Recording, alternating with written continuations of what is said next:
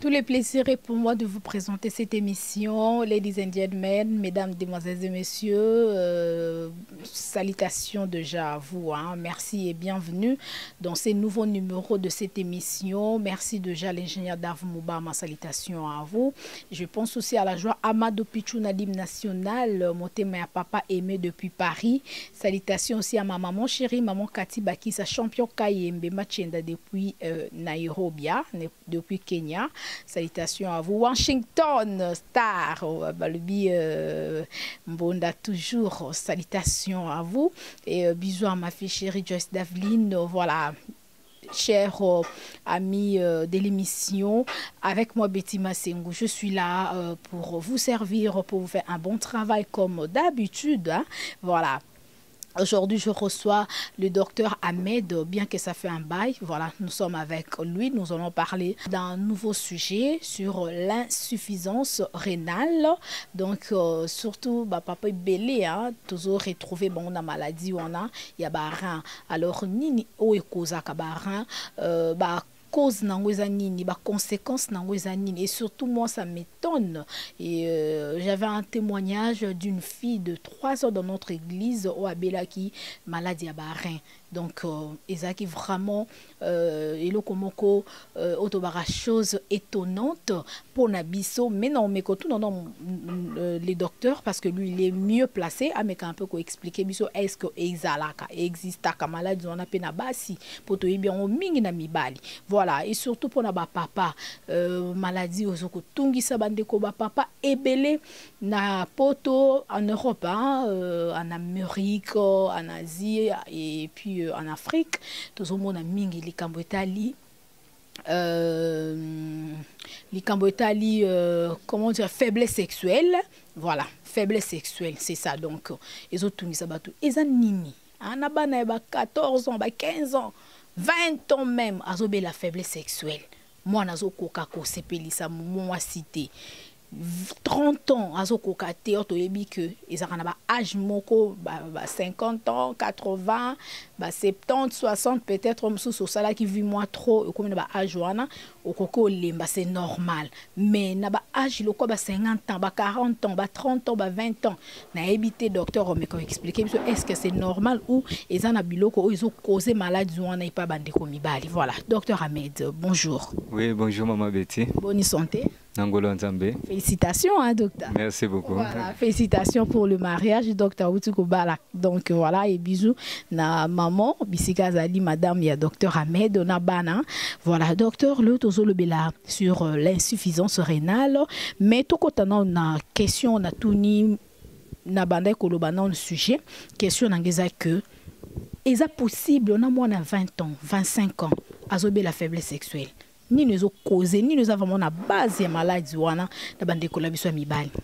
Ok, cause ya maladie wana lelo ezali beaucoup plus lima otozolia et en dehors lima ezali biloko oyo tozomela.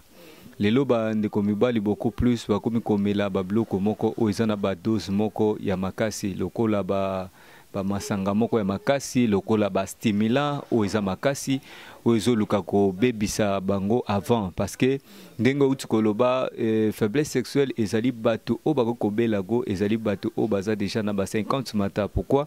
Parce que prostate na ye ezui volume organe nyonso na appareil génital et comme ko fonctionner un peu na difficulté wana ndendeko wana akoko commettre problème faiblesse mais nako kitana se wana donc bandeko bazozwango ezali soit biloko oye azolia ezana trop sucré ezobatisa sucre na nzoto tantôt eza kisi oya bande komela bande kosela plus stimulant pour que asepelisa basi mais ekomi na ta moko stimulant wana ekomi koboya nde sali ke ndeko na âge ya 20 ans 30 ans 40 ans akoko commettre problème wana ya faiblesse wana.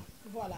Surtout bandeko mingi o utiliser stimulant wana masanga makasi mingi na yoka ango eza bandeko na biso baza mingi na poto peut-être on s'azo qui mana et moi si mususu kuna ote basi bazaka problème azo utiliser ba stimulant mais au moins ba conséquence na mona bande ko mingi mibali mona bazo déclarer au mona ki mobali na ezala ki na volume moko bien mais ekomika yango moko konda ba mususu mona ote za malili mususu ote misala makasi mais mingi za rapé dû ya ba stimulant wana. Bon, mingi ezali ba hémorroïde tango ekoti na nzoto mobali et ko sala ke bandi ko perdre taille nango. Donc taille ya niveau ya peni na ye komi ko perdre taille. Ils ont perdre taille pourquoi? Parce que hémorroïde wana ezoli makas. Maintenant ba stimula wana ndezo sala ke lelo bande ko ba commettre ba impuissance na ba faiblesse. Pourquoi? Parce que trop de stimula ezo sala ke musisa wana ezo fonctionner naturellement, mais ils ont fonctionné à base de produits moko. Maintenant, tant musisa wana ekolemba elemi parce que bande ko fonctionner naturellement ne sala ke esali et causer impuissance to et causer faiblesse nandeko mobile. Voilà. Mais mutoka wana ozana disons azana impuissance sexuelle akoko utiliser produit nini pour akoma vraiment bo pikili bo kundu anzoto nde bande kona biso bangala balobaka donc azonga vraiment normal. Oui, tozana Oku force ezawana pour la bande komibali o bazana ba problème ba impuissance ba faiblesse ezala toujours accompagné na ba solution nango complet o ezaki ki sa spermatozoïde kozala na kati ki hémorroïde kozala ki spe ya infection e kozana kati wana donc ko sala ke ndeko tango azwi yango et sali ke ndeko azongi naturel et okoma na moment où alinge asangana na mwasi ako mela su ba stimulante ako sala normal azongi naturel azongi naturel nandeko o apedra ki donc sexe na pedra ki taille nango donc taille normale eko zonga ezongi ndeko azongi mobile. Pendant combien de jours? Donc traitement zali pendant 21 jours. 21 jours il y a traitement. Ce qui a respecté 21 jours il y a traitement on a pour azonga mobile parce que na remaka ki bandeko mingi o bandeko zo traitement ozusa la bango traitement il y a 14 jours ou bien 7 jours. Donc azana rapidité ya pour ça que amelaka ka azongi la kosala ba makambune ya mabe bande ko sala.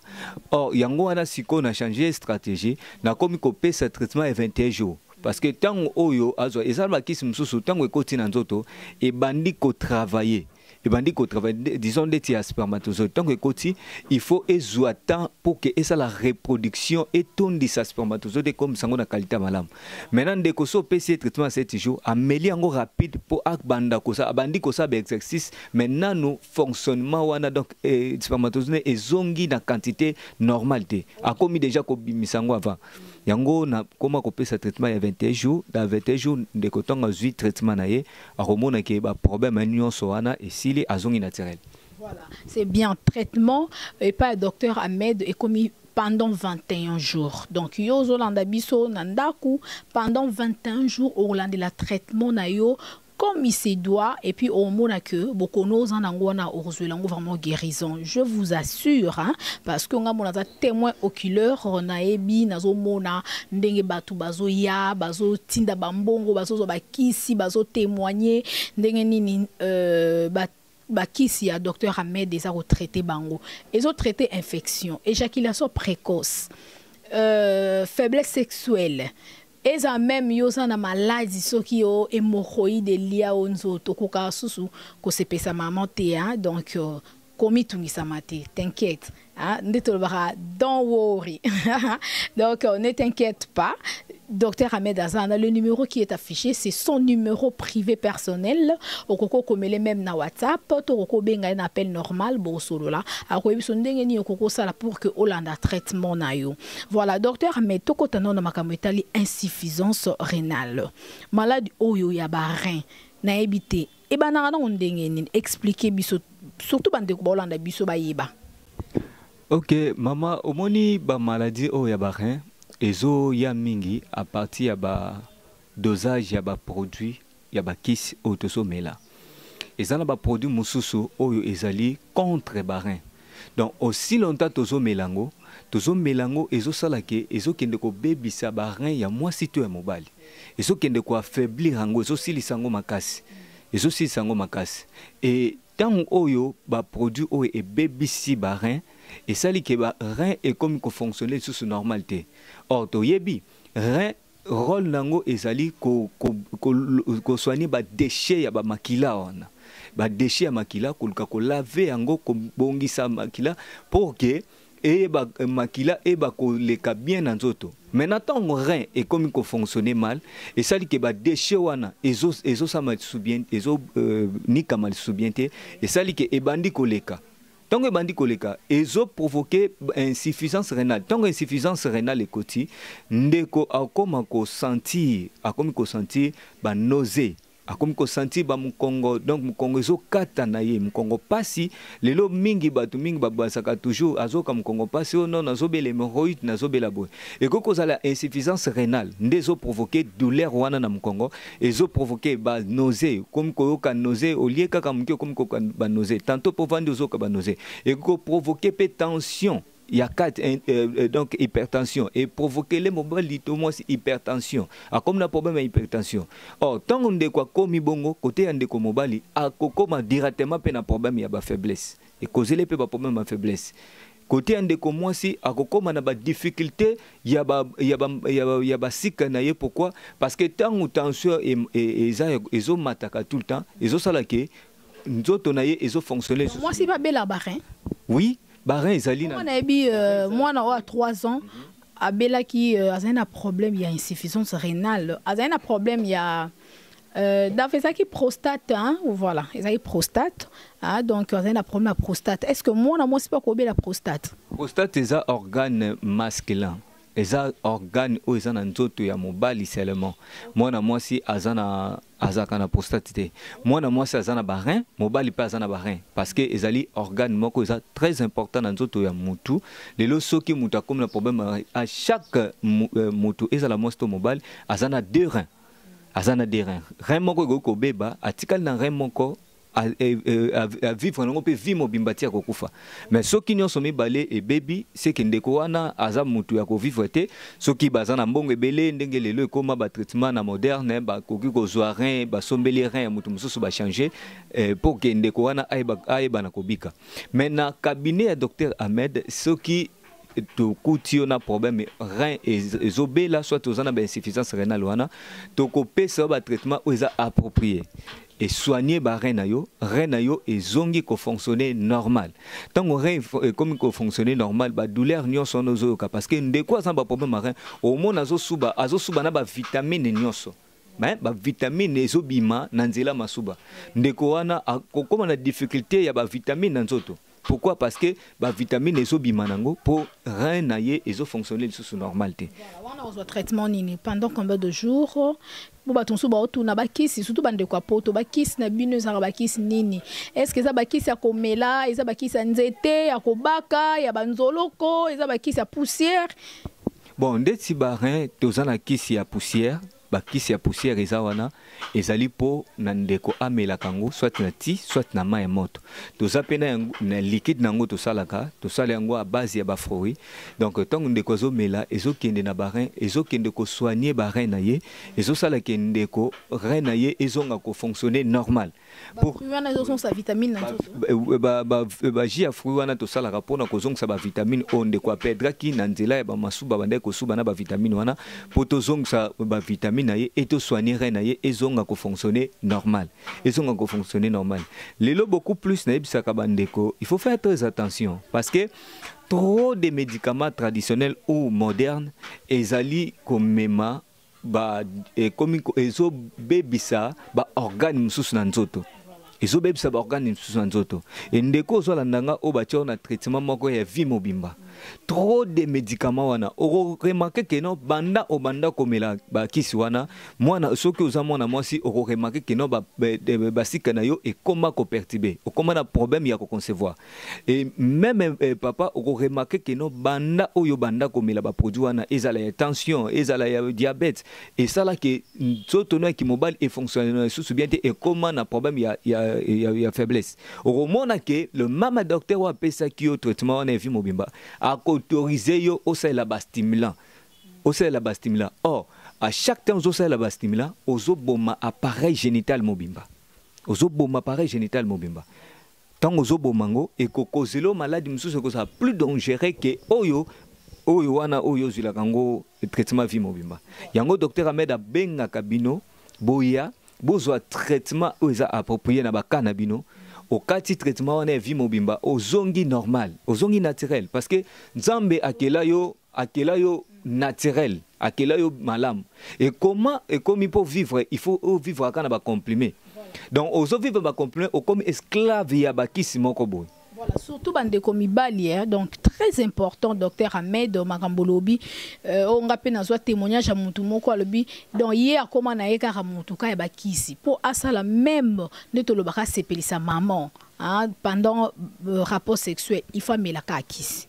Soit mêlé qui c'était à côté ça les locaux mon côté à coco quand même pas à ta côté les moubé pour ACP sa maman donc on est commis on est commis prison voilà on est commis prison mais chez docteur Ahmed pendant 21 jours aux traitements dans zone normal on remet la sous qui cité papa aux zone pendant normal ndenge ozala ki na bolenge na yo na force na yo nyonso docteur Ahmed oyebelo kolobi on a vraiment ya solo pour biso tozo ba témoignage à bongo ya mutu pa bengi na poto lobi ya melaka kisi po pendant rapport sexuel sans kisi et simbate eza la kisi ya mundele eza la kisi ya mutu mwindu surtout ba tradi mosusu nde ba pesa ba traitement wana. Oui, au moni beaucoup plus na bisaka bandeko o balanda kanga. Docteur Ahmed azaka spécialité to azali au-delà ya bandeko nyonso. Na lobaka beaucoup plus na musala nyonso ba aventurier bazali ba sérieux pe bazali. Moto ayebi valeur a musala na lokola docteur Ahmed. Donc na sala ka musala pour na sala ke lobby un jour.